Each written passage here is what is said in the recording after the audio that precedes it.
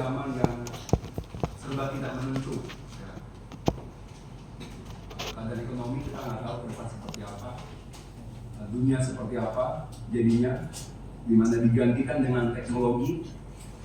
Banyak hal-hal yang menarik secara duniawi yang kita ingin tahu,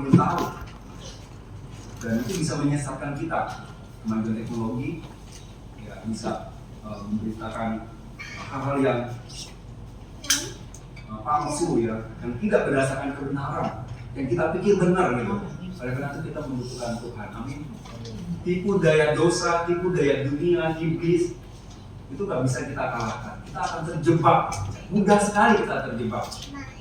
Tetapi firman Tuhan akan membuat fondasi iman kita kokoh. Amin. Ya, kita bersyukur hari ini bisa hadir bersama. Bagaimana liburan Bapak Ibu semua?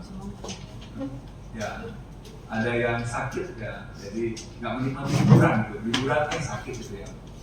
Tapi kita masih bersyukur masih bisa ada diberi nafas hidup sampai hari ini. Itu suatu anugerah Tuhan. Dan kita akan mempelajari tadi perikopnya sudah dibacakan ya, mengenai jaminan keselamatan. Kenapa saya membahas kembali masalah ini? Saya berpikir pada waktu zaman Tuhan Yesus ya, dan para murid-muridnya dan orang-orang percaya pertama, mereka mendengar Injil kabar baik, belum banyak ya, ajaran sesat di mana-mana. Sudah ada, tapi belum banyak. Dan tantangannya benar-benar nyata antara percaya Yesus atau kamu dianiaya atau kamu mati. Tantangannya besar gitu, tantangannya nyata gitu. Sehingga iman orang pada saat itu benar-benar terlihat benar-benar gitu. Sungguh-sungguh dia percaya, karena apa? Risikonya kehilangan harta, dianiaya bahkan mati gitu. Nah sekarang kita di zaman yang menonjolkan hak asasi manusia, ya kebebasan kita menjalankan keyakinan kita gitu, walaupun masih ada ya. Tetapi secara umumnya masih bisa gitu. Ya, kita percaya pada Tuhan tapi belum dianiaya gitu. Kita juga merasakan yang kita alami dalam kehidupan kita belum seberapa gitu ya. Beratnya ikut Yesus seperti apa gitu, masih belum gitu. Tetapi ada bahaya-bahaya yang bisa kita alami gitu ya, sehingga di dalam iman kita bisa mengalami satu hal yang saya selamat gak ya gitu. Dan juga saya mengalami itu gitu. Dimana saya sudah yakin, saya sudah bertobat, saya mengaku percaya, saya menunjukkan iman saya dibaptis gitu. Dan berjalan waktu saya bergumul, ada satu waktu saya ragu gitu, saya sudah bertobat belum ya? Saya sudah benar-benar percaya kepada dia belum ya? Saya bertanya seperti itu. Jadi sebagai manusia kita memang perlu Tuhan gitu, untuk menguatkan iman kita gitu. Jangan sampai hal yang utama masalah masuk surga kita nggak menikmati kasih karunia yang sudah kita dengar. Apalagi Blokras terus-menerus diadakan. Kalau kita ada waktu kita bisa hadir, dikuatkan lagi, diingatkan lagi. Yang minggu kita bahas, ketemu kita masalah bicara kasih karunia Tuhan, keselamatan. Kalau kita ujungnya sih kita tidak masuk surga dan neraka, itu adalah tempat yang selama-lamanya, siksaan yang selama-lamanya. Untuk apa semua kehidupan kita itu? Kita hanya sekedar tahu, kita berpikir kita selamat, tapi ujungnya menuju maut. Ya, kita pikir sudah percaya Yesus gitu. Nah, karena beberapa hari ini saya ada kesempatan untuk berdiskusi mengenai Injil. Ya. Ada seorang ya sudah hamba Tuhan, dan saya kirimkan video mengenai orang dia kesaksian melihat Yesus. Ya, katanya dia melihat Yesus, lalu dia dari agama seberang melihat Yesus. Kalau dia tanya itu siapa gitu, dia tanya ke yang Muslim, ya itu bukan Tuhan katanya. Lalu dia tanya ke orang Kristen, dia bilang itu Yesus katanya, kamu lihat Yesus. Lalu dituntun ke suatu gereja, dia diyakinkan dengan pendeta itu Yesus yang kamu ketemui gitu. Nah dalam penglihatan dia diajak Yesus, dia bilang tolong ketemukan saya kepada orang tua saya. Waktu orang tua saya meninggal, saya nggak lihat dia meninggal seperti apa. Tolong ketemuin saya. Lalu Yesus bawa dia ketemu di surga katanya. Lalu jawaban Yesus itu katanya, engkau akan ada di sini di sorga bersama orang tuamu, kalau engkau percaya perkataanku dan melakukan apa yang dan berbuat baik, melakukan apa yang kukatakan gitu. Ikuti semua yang kukatakan, kamu akan masuk situ. Kalau dia ajak ke neraka, kamu akan ke sini kalau engkau tidak mendengarkan perkataanku dan mengikuti sesuai dengan firmanku. Dalam hal itu, saya diskusi dengan hamba Tuhan ini. Kata dia, yang penting buahnya. Gimana kehidupan setelah dia lihat Yesus itu? Wah, saya berdebat. Saya bilang, pengajarannya yang penting. Ini Yesus yang mana? Apakah sesuai dengan apa yang dikatakan mengenai ajaran keselamatan seperti itu? Percaya pada Yesus, lalu mengikuti perkataannya, perintahnya, maka kita akan masuk surga. Akhirnya dia nggak mau bahas masalah itu. Yang penting buahnya gitu. Nah sekarang kalau saya pikir bicara buahnya, kalau kita belum mengenal pohon ini pohon apa gitu, kita tahunya dari mana? Buahnya. Oh ini pohon mangga karena ada buah mangganya kelihatan gitu. Tapi bagi kita yang belum mengenal pohon apa ini kok belum ada buahnya, pohon apa ya kita nggak tahu. Yang utama adalah pohonnya, bukan buahnya sebenarnya. Tapi katanya penekanan adalah pohon yang baik pasti menghasilkan buah yang baik. Pohon yang baik, buahnya pasti baik. Gitu. Jadi pohon berpenting, walaupun belum ada buahnya, tapi pohon itu sudah pohon baik gitu. Nanti akan buahnya ada gitu. Nah, jadi orang salah paham mengenai penekanan buahnya itu buah kehidupan. Saya bilang, kalau bicara buah, kita sudah sangat setuju. Orang yang percaya itu pasti harus berbuah yang baik. Itu sudah pasti. Ini kita bicara esensinya, dasar pengajarannya seperti apa. Gitu. Nah, lalu saya ketemu juga dengan saudara. Dia katakan, saya nganter anak saya, cucu saya ke gereja. Lalu saya nunggu. Lalu ada pengerjanya turun ke bawah kasih tahu, Bapak, dia cerita, ya, Bapak mau percaya Yesus nggak gini-gini. Sekarang Bapak dibaptis ya, supaya Bapak kan udah tua nih. Nanti kalau pas Bapak dipanggil Tuhan, Bapak masuk surga, karena Bapak sudah ada jaminannya gitu. Jadi dia mengaitkan baptisan dengan keselamatan. Lalu saya diskusi dengan saudara saya ini, katanya dia nggak ngerti apa-apa gitu. Pokoknya saya dibaptis aja. Kalau saya jelaskan itu tidak baik, tidak benar gitu. Jemaatnya ratusan, ada 3 kali sesi kebaktian. Wow, ini orang Kristen gitu ya.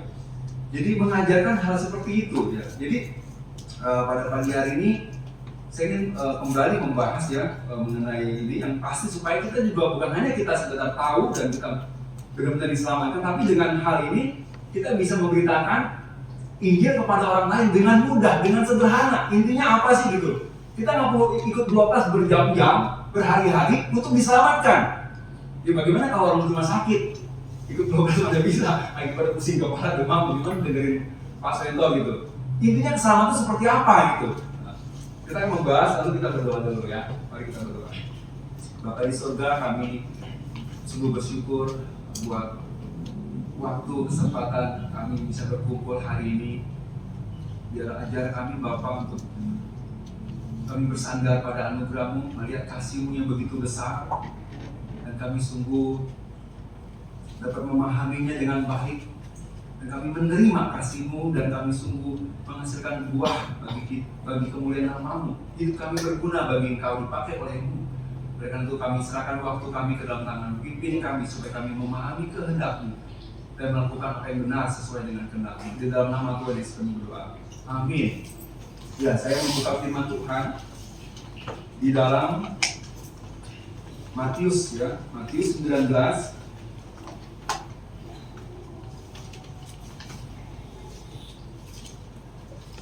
ayat 16 sampai 26.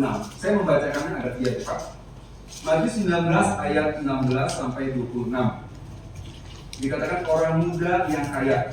Ada seorang datang kepada Yesus dan berkata, Guru, perbuatan baik apakah yang harus kuperbuat untuk memperoleh hidup yang kekal?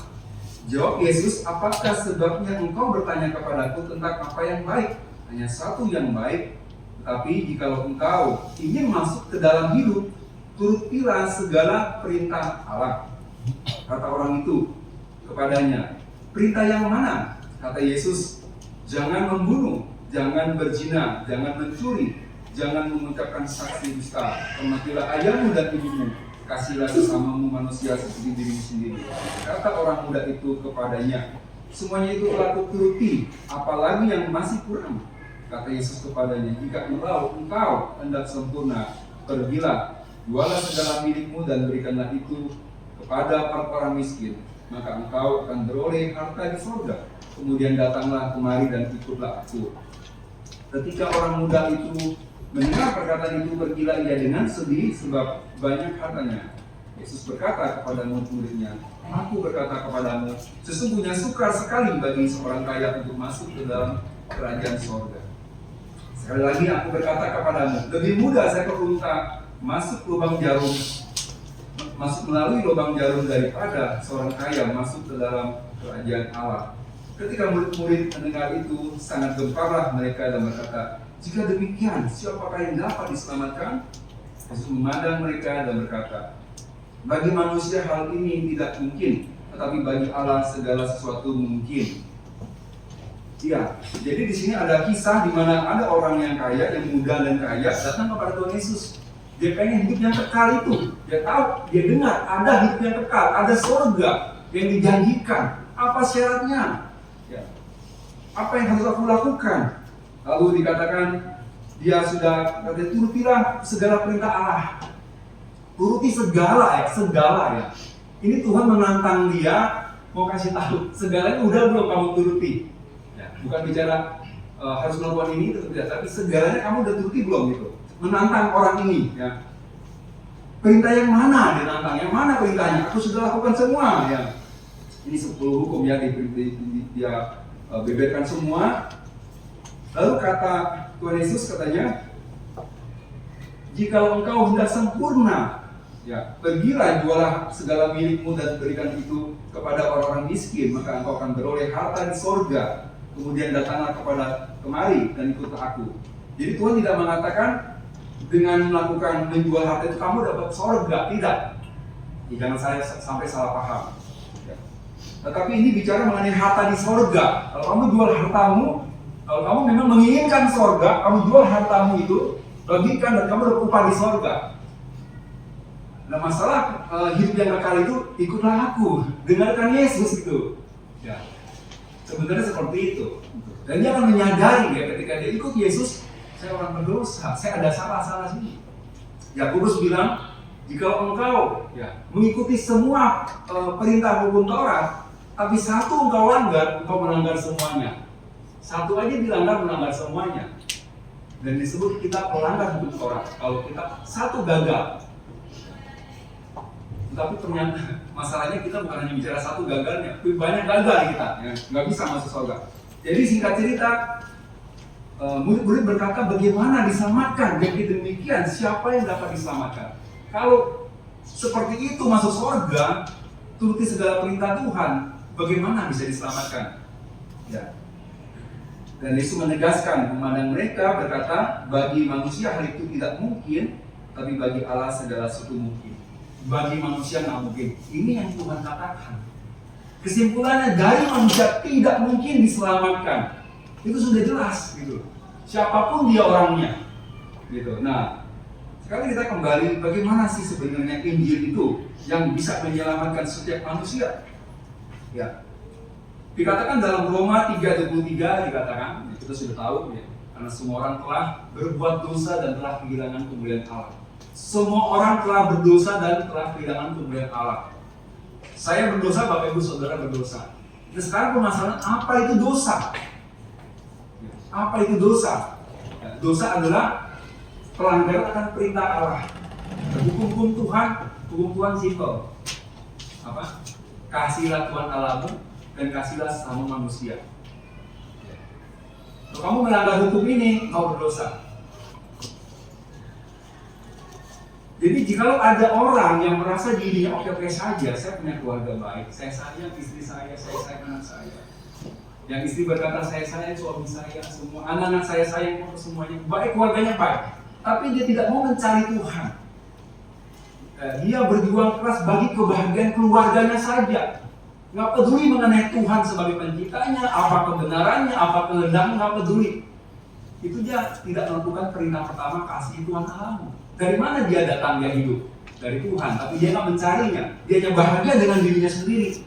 Baik nggak secara manusia? Oh baik, dia ayah yang bertanggung jawab.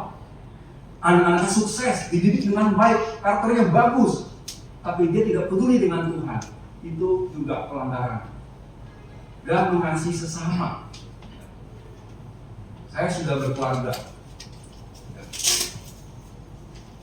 Ada hal-hal apapun ya dalam keluarga yang membuat kita bisa ada perselisihan segala macam ya, suami istri. Itu kita tidak mampu ya. Kita saling menyakiti. Rasanya kita nggak bisa menahan diri untuk marah, untuk menyatakan gitu. Kita kesal gitu. Itu sudah salah. Jadi kita orang berdosa. Apa itu dosa? Dosa adalah pelanggaran kepada perintah Tuhan. Dan dosa adalah sesuatu hal yang buruk yang kita lakukan. Hal yang buruk, hal yang menyakitkan yang kita lakukan. Nah itu dosa. Yang kedua berikutnya adalah bicara karena kita berdosa maka kita akan mendapat sebuah hukuman ya. Itu dalam Wahyu 21 ayat 8. Wahyu 21 ayat 8. Jadi karena kita orang berdosa maka kita akan dihukum. Wahyu 1 ayat 21 ayat 8. Wahyu 21 ayat 8. Tetapi orang-orang penakut, orang-orang tidak percaya, orang-orang keji, orang-orang pembunuh, orang-orang sundal, tukang-tukang sihir, penyembah-penyembah berhala, dan semua pendusta, mereka akan mendapat bagian mereka di dalam lautan yang menyala-nyala oleh api dan belerang. Inilah kematian yang kedua. Kematian pertama adalah kematian secara jasmani. Kematian kedua adalah masuk ke dalam lautan api yang menyala-nyala, dan di situ hidup, tidak akan mati, disiksa. Dan itu selama-lamanya. Jadi saya orang berdosa, saya pasti ke neraka karena dosa saya. Nah berikutnya adalah, yang ketiga adalah Roma 5 ayat 8. Ini mengenai kisah tentang Yesus. Tadi saudara Riki membacakannya. Jadi katakan akan tetapi Allah menunjukkan kasih-Nya kepada kita oleh karena Kristus telah mati untuk kita. Allah telah menunjukkan kasih-Nya kepada kita oleh karena Kristus telah mati untuk kita. Jadi inilah kisah tentang Yesus. Ya. Dia telah mati untuk kita ketika kita masih berdosa. Ya. Pertanyaannya, apakah kita tahu kisah tentang Yesus? Jawabannya di sini sudah tahu. Siapa Yesus itu? Yang pertama adalah bicara siapa saya adalah orang berdosa yang layak dihukum di neraka karena dosa saya. Dosa adalah hal yang buruk, yang merugikan orang lain, egois, nggak peduli, dan akan layak dihukum. Yang berikutnya bicara mengenai siapa Yesus, kisah Yesus. Dia adalah Allah yang menjadi manusia. Dia Allah yang menjadi manusia. Dia sama seperti kita. Dia menjalani kehidupan di dunia ini sekitar 33,5 tahun usianya di dunia ini secara manusia. Dan dia tidak ada dosa. Dia sempurna, tidak ada dosa. Dan akhirnya dia dituduh dan dia disalibkan. Dia mati, dikuburkan dan bangkit. Lalu menampakkan diri dan dia naik ke surga. Itu kisah Yesus.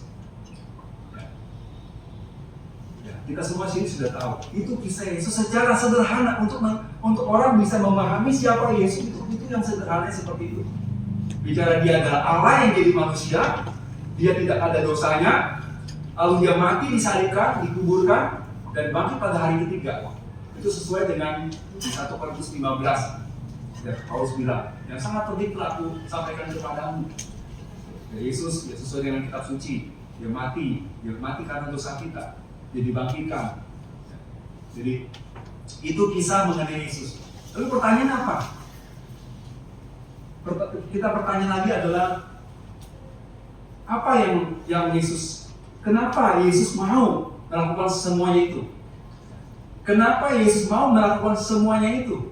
Untuk kita, karena apa? Karena dosa kita.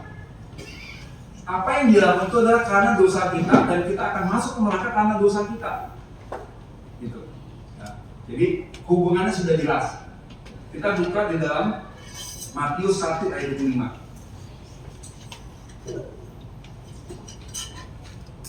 Matius 1:25.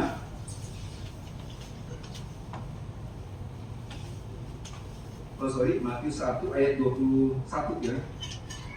Matius 1 ayat 21 dikatakan, ia akan melahirkan anak laki-laki dan engkau akan menamakan dia Yesus, karena dialah yang akan menyelamatkan umatnya dari dosa mereka. Dia yang akan menyelamatkan umatnya dari dosa mereka. Ya, itulah Yesus ya. Itulah Yesus. Jadi kita harus tahu mengapa Yesus harus mati untuk kita. Adalah karena dosa kita. Ya, adalah karena dosa kita. Jadi satu-satunya yang dapat menghapus segala dosa kita adalah darah Yesus, kematiannya. Ya. Itu satu-satunya cara untuk mengampuni dosa kita. Ya. Dan itulah mengapa kisah Yesus ini begitu penting. Jadi saudara kalau mau menginjil itu saja sampaikan mengenai kisah Yesus. Dia tahu dirinya orang berdosa, sadar, dan dia tahu akan masuk ke dalam neraka. Dan ceritakan dia mengenai kisah Yesus. Yesus telah mati, dikuburkan dan bangkit untuk kita. Kenapa dia harus melakukan semuanya itu? Karena dosa kita. Jadi satu-satunya yang dapat menyelesaikan dosa kita adalah kematiannya. Di dalam Roma pasal 5 ayat yang ke-9, tadi sudah dibacakan oleh saudara Ricky juga. Ya, lebih-lebih karena kita sekarang telah dibenarkan oleh darahnya, kita pasti akan diselamatkan dari murka Allah. Sekarang kita telah dibenarkan oleh darahnya. Jadi ayat ini menunjukkan, menegaskan kembali, hanya oleh darah Yesus kita dapat dibenarkan. Hanya oleh darah Yesus kita dapat diselamatkan dari murka Allah. Jadi ingat, hanya darah Yesus itu ya yang dapat menyelamatkan kita. Jadi kita tekankan masalah itu. Lalu berikutnya, kita harus tahu bahwa keselamatan itu adalah kasih karunia. Efesus 2 ayat 8 dan 9. Efesus 2, sudah hafal itu ya. Sebab karena kasih karunia kamu diselamatkan oleh iman. Itu bukan hasil usahamu, tapi pemberian Allah. Itu bukan pekerjaanmu. Jangan ada orang yang membanggakan diri. Jadi keselamatan adalah kasih karunia Allah, anugerah Allah, pemberian Allah. Bukan usaha manusia, bukan usaha kita, bukan pekerjaan kita. Dengan ada yang memegahkan diri. Nah, ini penting. Ya. Jadi bukan perbuatan baik yang menyelamatkan kita. Lalu kita akan tanyakan, yang dimaksud perbuatan baik apa? Kita tanya, lalu kita juga berpikir, apa saja perbuatan baik itu? Nah, ada hal yang seringkali disalahpahami. Dia pikir baptisan adalah satu bagian dari keselamatan. Baptisan, jadi disatukan dengan keselamatan baptisan itu. Sehingga kalau belum dibaptis saya belum selamat. Ya, itu keselamatan oleh usaha manusia. Baptisan adalah usaha oleh keselamatan manusia. Itu tidak sesuai dengan kasih karunia Tuhan. Yang adalah pemberian. Yang pertama yang sering disalahpahami adalah baptisan. Ya, yang orang tidak menyadari, ya, menambahkan iman keselamatan dengan usaha manusia. Baptisan yang sering sekali orang salah paham. Ya. Yang kedua adalah perbuatan rohani seperti datang ke gereja. Ya. Jadi keselamatan oleh kasih karunia. Iya, saya percaya Yesus juru selamat, tapi saya harus rajin ke gereja supaya masuk surga. Seringkali orang pemahamannya begitu. Ya. Ya. Saya harus banyak berdoa supaya saya masuk surga. Saya harus baca Alkitab sampai minimal satu kali, baru saya yakin masuk surga.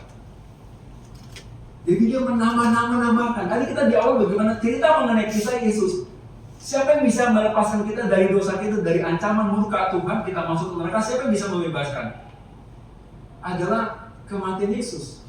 Dia telah datang menjadi manusia, dan dia telah mati, dikuburkan, dan bangkit, dan dia telah naik ke surga. Hanya Yesus yang menyelesaikan semua dosa kita. Tetapi banyak orang yang menambahkan, rasanya ada yang kurang gitu. Ya. Dan menambahkan dengan apa? Hal-hal baik apapun. Ya, rasanya masih kurang sih. Saya sudah percaya pada Yesus, tapi rasanya ada yang kurang. Ada yang harus saya lakukan. Apa yang memberi sumbangan supaya menambah masuk surga gitu, menambah masuk surga gitu. Yang memberi sumbangan, menolong sesama, atau hal-hal baik apapun. Ya. Tetapi Alkitab dengan tegas, keselamatan adalah kasih karunia pemberian Allah gratis, gratis, free. Ya. Jadi intinya adalah untuk menerima keselamatan tidak memerlukan usaha apapun. Kita tidak perlu berbuat apapun, hanya mempercayai saja. Hanya mempercayai saja apa yang Yesus kerjakan itu cukup untuk menyelesaikan semua dosa saya, dan saya pasti terhindar dari neraka. Itu dibutuhkan kepercayaan itu. Ya, jadi tadi kita bicara mengenai yang pertama, bicara semua orang telah berdosa. Apakah kita mengakui?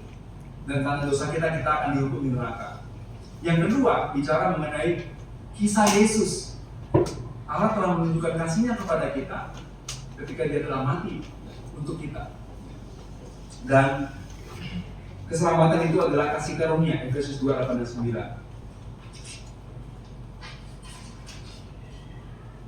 9. Nah, jadi sudah sangat jelas. Sekarang kita akan melihat kepada pertobatan. 2 Korintus 7 ayat 10. 2 Korintus 7 ayat 10. Nah, ini yang topik yang seringkali ada perdebatannya ini. Pertobatan maksudnya apa gitu ya? Apakah harus berubah dulu baru dihitung selamat atau tidak gitu? Ya. 2 Korintus 7 ayat 10. 2 Korintus 7 ayat 10 dikatakan di sini. Sebab duka-cita menurut kehendak Allah menghasilkan pertobatan yang membawa keselamatan dan yang tidak akan disesalkan. Tetapi duka-cita yang dari dunia ini menghasilkan kematian. Ya, jadi pertobatan yang membawa keselamatan. Ya, duka-cita yang menurut kehendak Allah. Bapak Ibu, kalau berdosa rasanya gimana ya? Kalau kita berdosa kita sedih ya. Waduh, ini ada hal buruk karena keputusan saya, karena perbuatan saya menyebabkan keburukan bagi saya, merugikan saya. Dan itu menghasilkan sebuah pertobatan. Ya, perlu diketahui bahwa pertobatan itu memang dikerjakan oleh Roh Kudus. Kita manusia nggak akan bisa bertobat kalau tidak ada Roh Kudus yang mengingatkan kita, menyadarkan kita. Tetapi kita harus menerima itu, gitu. Ya, harus kita benar-benar menyadarinya dan menerima. Iya, saya orang berdosa. Apa yang saya lakukan ini buruk. Ya. Dosa itu buruk, gitu. Bayangin, kalau saya merenungkan masalah dosa ya. Kalau seandainya saya jadi anak yang rajin, menuruti nasihat orang tua yang baik-baik, sebenarnya hidup kita nggak begini. Keadaan di dunia kita nggak begini.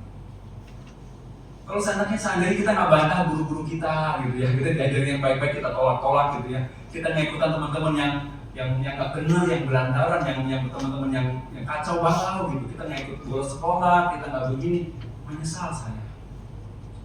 Kalau saya nggak menyakiti orang tua saya begini-begini, saya sekarang orang tua saya jadinya bersedih gara-gara saya. Jadi dosa itu membawa keburukan.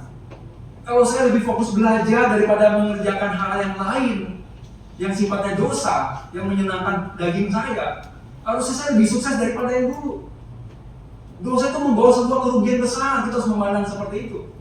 Yang menimbulkan duka cita. Saya nggak mau sebenarnya berdosa ini. Ternyata buruk sekali keadaan saya seperti ini karena dulunya saya begini, tidak mengikuti kehendak Tuhan. Karena jaminan Alkitab, barang siapa yang melakukan kehendak Tuhan akan berbahagia. Yang merenungkan Taurat firman-Nya siang dan malam dan yang melakukan Taurat Tuhan itu akan bahagia. Tapi kita ngeyel, kita nggak mau ikutin. Disuruh kamu harus baik sama orang, udah nggak usah dipusingkan dia mau ngapain apa kamu, nggak usah kamu ambil pusing. Alkitab bilang apa? Balaslah dengan kebaikan, senyumlah, tegur sapalah. Tapi kita nggak mau, kita mengikuti kedagingan kita. Saya nggak senang dengan dia. Akhirnya hubungan tidak baik. Akhirnya ya kita tidak bisa berrelasi dengan dia. Harusnya bisa terjadi sesuatu hal yang saling mendukung. Tapi karena kita mengikuti kedagingan kita karena dosa kita, akhirnya memutus hubungan dengan saudara, dengan siapa bisa terjadi itu. Gara-gara harta segala macam itu semua keburukan dosa. Kalau kita merenungkan masing-masing kita punya pengalaman dengan dosa yang berbeda-beda. Kita renungkan buruknya dosa gitu. Dan itu akan membawa sebuah kepada keselamatan. Menyadari. Ya. Menyadari. Itu belum menyelesaikan dosa kita loh. Bertobat itu belum menyelesaikan dosa kita. Baru saya sadar saya sudah salah. Ternyata banyak perbuatan buruk saya. Ternyata hati saya begitu jahatnya, begitu kejamnya hati saya. Ya. Wah, hati kita menyadari betapa buruknya saya, Tuhan. Siapa yang bisa selamatkan saya kalau dengan seperti ini dosa-dosa saya begitu besar? Dan itu membawa pada pertobatan. Ya, saya bilang tadi, pertobatan itu bukan keselamatan kita, tetapi dia membawa kita. Ya. Seperti dengan hukum Taurat. Jadi hukum Taurat itu bukan diberikan untuk manusia ikutin hukum itu, kamu akan masuk surga, kamu akan memiliki hidup yang kekal. Tapi untuk menunjukkan sebagai cermin, kamu banyak salahnya. Itu gunanya hukum gitu, menyadarkan saya orang berdosa. Dan seluruh dunia jatuh ke bawah hukuman Tuhan, kamu banyak pelanggarannya. Dan membawa kepada Yesus Kristus. Inilah ya anak domba yang menghapus dosa dunia. Kamu sudah sadarkan dosamu, kamu sudah bertobat, tahu dosa itu tidak baik. Sekarang saya kalau tahu seperti itu saya nggak mau.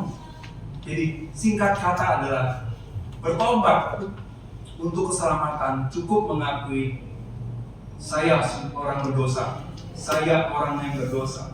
Saya mengaku saya orang berdosa. Dan saya menyesali hidup sebagai orang berdosa. Ya, menyesali hidup sebagai orang berdosa. Banyak kerugiannya. Waktu saya terbuang sia-sia. Harusnya saya udah lebih sukses lagi. Ya. Karena orang dunia juga tahu.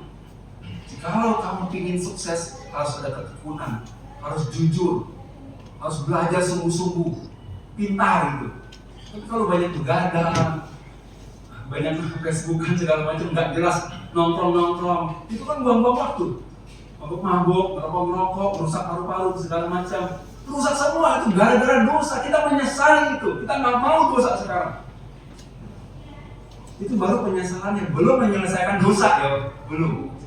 Dan itu membawa kepada Yesus. Lihat pada Yesus, Dia Allah yang menjadi manusia, ya, yang sudah mati di kayu salib, dikuburkan dan bangkit pada hari ketiga dan naik ke surga.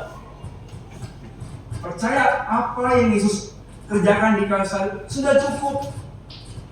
Ya, sudah cukup. Bagaikan saya ilustrasikan, ada orang yang sakit.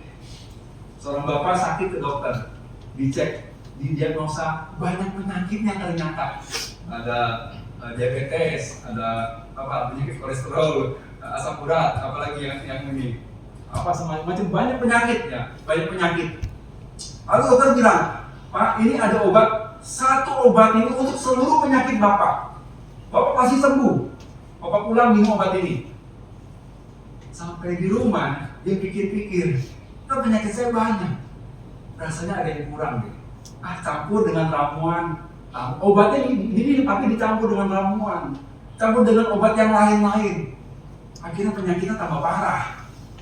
Dia nggak percaya apa kata dokter itu. Nah, sama dengan Tuhan Yesus. Firman-Nya sudah memberitahu kepada kita, Dia telah memikul segala dosa kita di dalam tubuhnya di kayu salib, supaya kita yang telah mati terhadap dosa hidup untuk kebenaran. Dia pikul dosa kita dan kematiannya sekali.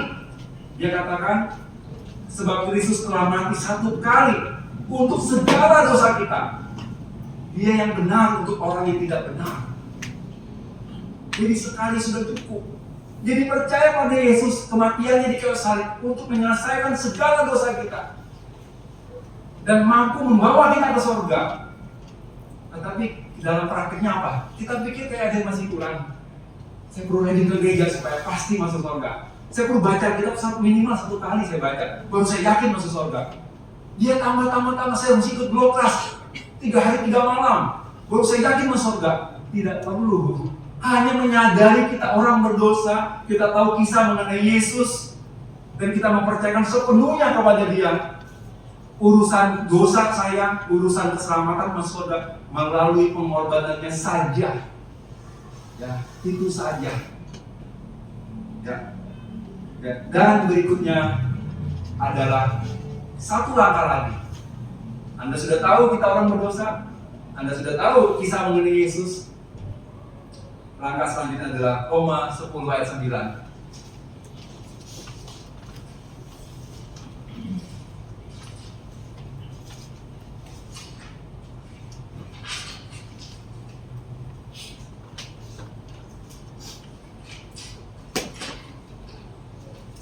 Dikatakan, sebab jika kamu mengaku dengan mulutmu bahwa Yesus adalah Tuhan dan percaya dalam hatimu bahwa Allah telah membangkitkan Dia dari antara orang mati, maka kamu akan diselamatkan. Ini memakai kata jika, berarti belum selamat, belum mendapat keselamatan itu. Dia hanya baru tahu kabar mengenai Yesus Kristus. Dia hanya tahu diri dia orang berdosa dan pasti ke neraka. Dia dengan Injil kebenaran Yesus Kristus, tapi dia belum mengaku. Jika, katanya, kamu mengaku dengan mulutmu bahwa Yesus adalah Tuhan dan percaya dalam hatimu bahwa Allah telah membangkitkan Dia dari antara orang, maka kamu akan diselamatkan. Ya. Ada jika, ada syaratnya. Ini saya ambil ilustrasi. Ya. Ricky, saya ingin memberikan contoh aja ya, nggak kasih contoh saja. Ricky, saya mau memberikan HP ini gratis buat Ricky. Ricky percaya nggak? Dia percaya sama saya, kan saudaranya, abangnya, percaya. Tapi Ricky percaya di hati, tapi dia diam aja. Ricky mau terima nggak ya? Tangannya dia diam gitu. Ricky, saya memberikan ini kepada Ricky, buat Ricky. Ricky kan belum punya HP misalnya gitu, belum punya HP. Ini Ricky pakai ini buat Ricky. Tapi dia diam aja. Jadi bedakan antara kepercayaan, ya, dengan pikiran kita, dengan pengetahuan kita, dengan percayaan sungguh-sungguh di hati kita. Antara pengetahuan dengan hati kita itu berbeda ya. Oh, saya udah tahu Yesus Juru Selamat. Saya tahu orang berdosa, Dia mati untuk saya. Tapi belum ada dari hati seruan itu. Tuhan, saya sekarang menyadari saya orang berdosa. Belum diucapkan kepada Tuhan, belum minta sama Tuhan pertolongan itu. Minta ampuni saya Tuhan Yesus. Saya percaya Kau sebagai Tuhan dan Juru Selamat saya. Kau sudah mati di kayu salib, mati dikuburkan dan bangkit untuk menyelamatkan saya. Ucapkan itu dengan sepenuh hati. Itu baru diselamatkan. Diselamatkan. Gitu ya. Jadi di situ ya. Jadi ucapan ini adalah seruan permohonan kita untuk mendapatkan, untuk menerima keselamatan itu. Makanya kan oleh iman kamu diselamatkan. Jadi iman kita berseru kepada Tuhan. Saya percaya Tuhan, Engkaulah sekarang Tuhan yang bisa saya. Saya orang berdosa. Lepaskan saya dari dosa saya. Saya bertobat dari segala dosa saya. Di situ Bapak Ibu, ya, sudah mendapatkan keselamatan. Dan saya mau menambahkan, ya. Jadi dalam prakteknya yang saya juga mengalami menimbulkan keraguan. Ketika saya terjatuh ke dalam dosa yang saya sulit kuasai, yang saya sulit untuk mengatasinya, saya jatuh dan jatuh lagi dalam dosa tersebut. Dan saya bertanya di hati saya, sudahkah saya bertobat? Sudahkah saya sungguh bertobat? Pada waktu itu, mengaku di depan jemaat saya sudah bertobat percaya, saya sudah dibaptis membuktikan iman saya. Dan dalam perjalanannya bertahun-tahun kemudian, saya ada dosa yang saya pergumulkan, lalu menimbulkan keraguan dalam diri saya. Bapak Ibu, pernah nggak Bapak Ibu mengalami ketika melakukan sebuah kesalahan, lalu ada tuntutan, saya akan mengampuni kamu kalau kamu sudah berubah. Ya mungkin suami sih bisa begitu ya. Kamu belum berubah, saya nggak mau ampuni kamu kalau kamu belum berubah. Kenapa? Karena kita nggak tahu hatinya, dia benar-benar bertobat nggak nih? Tapi Bapak Ibu, Tuhan Yesus, Allah tahu hati kita. Kita sudah sungguh-sungguh bertobat, dan Dia tahu kelemahan kita ke depannya.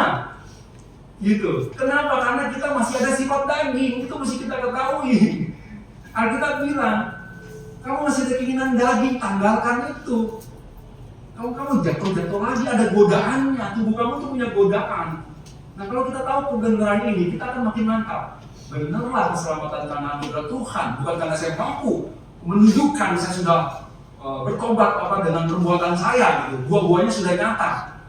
Walaupun buah pertobatan belum nyata, tapi di hatimu sungguh engkau bertobat. Saya tahu Tuhan dosa merugikan saya, menyakiti engkau, menyalibkan engkau untuk saya Tuhan.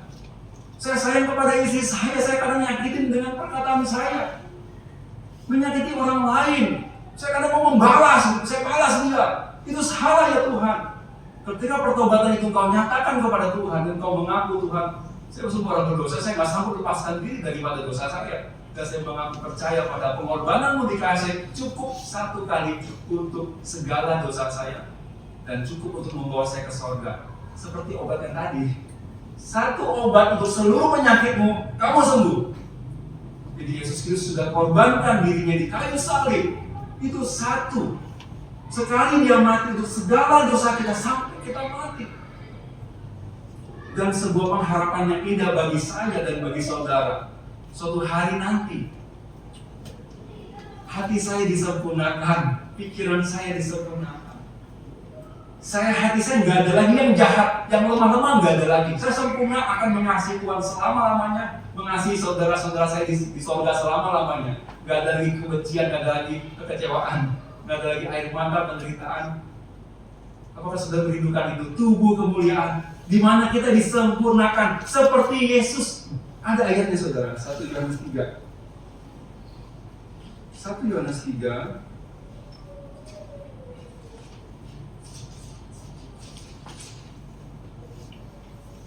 Ya, 1 Yohanes 3 ayat yang kedua. 1 Yohanes 3 ayat yang kedua. Saudara-saudaraku yang kekasih, sekarang kita adalah anak-anak Allah. Jadi kasih katakan anak-anak Allah loh kita. Yang percaya itu kita anak-anak Allah.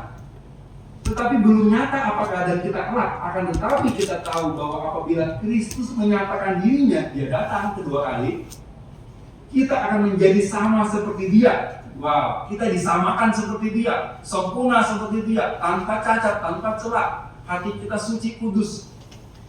Wow, itu suatu hal yang kita rindukan. Di dunia ini kita masih banyak pergumulan. Ya, untuk melawan dosa ini kita, wah Tuhan, nggak main-main. Dosa begitu menyesatkan. Ya, kalau kita serius kepada Tuhan, sungguh-sungguh bertobat, kita nggak akan nyaman berdosa. Malah kita jadi ragu, Tuhan saya sudah selamat belum? Sudah bertobat nggak? Kita timbul keraguan, kenapa? Karena kita melihat kepada kelemahan diri kita.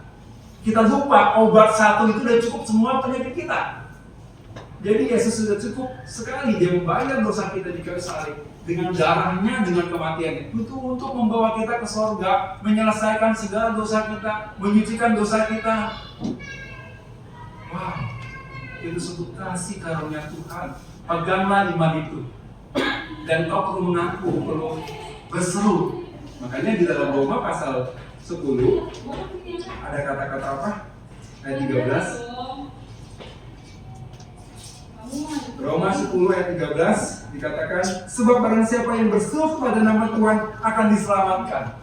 Berseru itu bagikan kita itu memohon, minta bantuan, selamatkan saya Tuhan, ampuni saya dengan dosa saya. Saya percaya pada Yesus, saya bertobat dari dosa saya. Disitulah keselamatan secara sederhana. Jadi saudara, kalau sudah mengimani akan hal ini dan sudah berseru, saudara yakinlah akan keselamatan itu. Amin. Amin. Yakinlah. Ya, jadi diselamatkan, ya, bukan mudah-mudahan. Ya. Jadi Tuhan menyelamatkan kita pada saat kita berseru kepada Dia. Selamatkan saya Tuhan, saya orang berdosa yang akan ke neraka. Dan saya percaya melalui Yesus Kristus di kayu salib, Dia mati karena dosa saya. Saya percaya itu.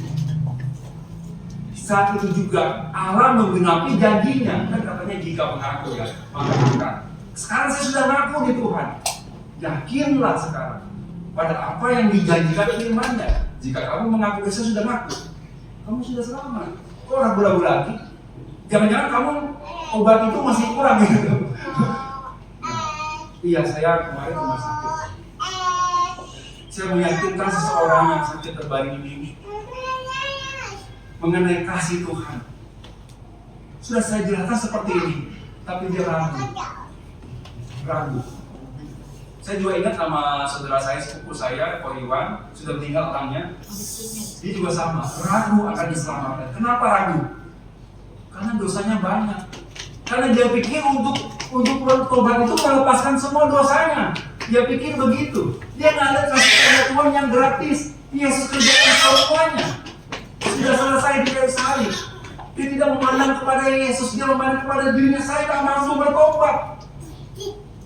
Bagaimana saya bisa lepaskan dosa saya? Saya tahu saya nggak mau dengan dosa ini, tapi saya nggak bisa bertobat. Anggapan dia bertobat adalah perubahan hidup yang baik. Langsung berubah, buang rokok, buang apa. Kan itu masih tinggal dengan rokok. Asam rasanya kalau rokok. Dia pikir kalau masih merokok lagi masuk neraka gitu. Dia pikir kalau merokok itu belum bertobat. Loh, ini bicara bukan kemampuan kita. Mau nggak diselamatkan? Tidak pernah mau. Jadi bedakan. Untuk diselamatkan seperti membalikan telapak tangan. Ya aja. Apakah Anda sungguh bertobat? Sungguh saya bertobat. Saya menyesali dosa saya. Banyak keburukannya. Dan saya akan dihukumkan. Dan kamu percaya nggak apa yang dilakukan Yesus di dasar untuk engkau? Dia sudah bayar dengan harga yang mahal, dengan darah yang mahal untuk engkau. Apakah percaya? Ya, sekarang lakulah ngomong seperti sampaikan kepada Tuhan. Dan ketika kau sudah sampaikan, yakinlah sesuai janjinya, engkau sudah selamat. Urusan kamu masih belum dosa, masih terikat dengan dosa, itu urusan belakangan, jangan bantu kamu gitu. Tapi sekarang pertobatanmu yang penting di situ.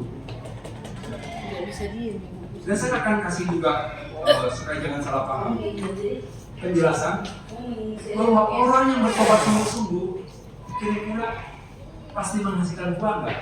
Contohnya, mungkin dia nggak begitu tahu, atau dia tahu merokok itu merusak paru-paru. Bertahun-tahun sampai tiba waktunya paru-parunya parah gitu. Dia ke dokter, Pak, Bapak sudah berapa lama merokok? Bertahun-tahun, 20 tahun. Oh, ini merusak paru-paru. Baru sadar. Padahal di tulisannya udah ada ya, merokok merusak paru-paru, menyebabkan kanker segala macam. Dia biasa aja. Tapi begitu dia ngalami, dia dikasih tahu sama dokter, oh begitu ya dokter. Iya. Bagaimana rasanya dia? Kalau dia bertobat, dia benci rokok. Aslinya pun dia nggak mau. Dia belum buang rokok nih, masih ini. Tapi dia dari hati pikiran itu sudah benci. Waduh, kira-kira dalam kehidupan dia selanjutnya gimana? Pikiran dia pandangan kepada rokok. Ini yang menyebabkan saya masalah ya paru-paru saya. Walaupun asem nih. Jangan nanti merusak paru-paru saya nggak mau lah. Itu perubahannya pelan-pelan gitu loh. Tapi apakah gara-gara merokok kita masuk neraka? Karena jadi kita nggak bertobat? Bukan. Itulah kelemahan kita sebagai manusia. Kita semua sudah bertobat di mata Tuhan. Tuhan tahu hati saya bertobat. Tapi perbuatan saya, sifat saya, kedagingan saya, itu membuat saya lemah. Oleh karena itu apa? Hendaklah kau dipimpin oleh Roh. Sadar kelemahanmu, jangan sombong. Saya manusia yang sudah diselamatkan, orang kudus, orang benar. Takkan saya berdosa? Coba aja. Bikin dia marah, emosi tinggi nanti. Ya, jadi kita sadar kelemahan kita. Paulus sadar benar. Katanya, ketika aku ingin yang baik, yang salah saya lakukan. Siapa yang selamatkan aku dari tubuh maut ini?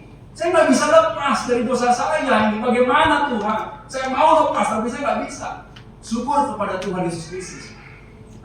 Di situ obatnya. Yesus sudah bayar semuanya. Kita beriman kepada Dia. Kita bertobat sungguh-sungguh. Gitu ya, baik. Jadi pertobatan yang sungguh akan menghasilkan buah. Diselamatkan tidak nunggu, yang tidak menunggu saya menjadi orang yang baik.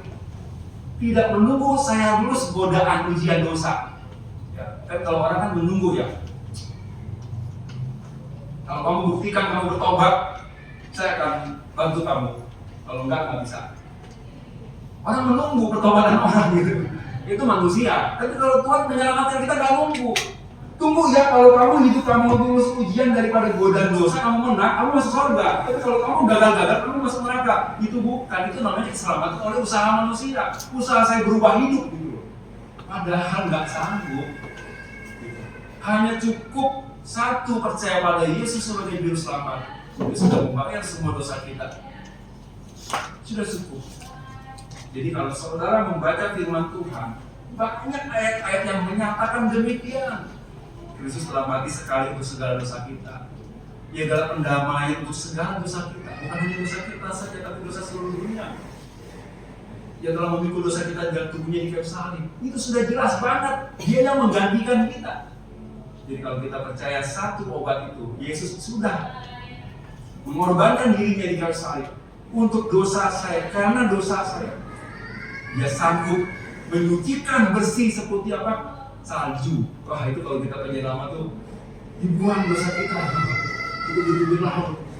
Diputihkan. Mari kita berperkara, dosamu seperti merah, seperti kain kimis akan diputihkan seperti salju. Wow, itu luar biasa kasih Tuhan. Mari kita agungkan kasih karunia Tuhan. Amin.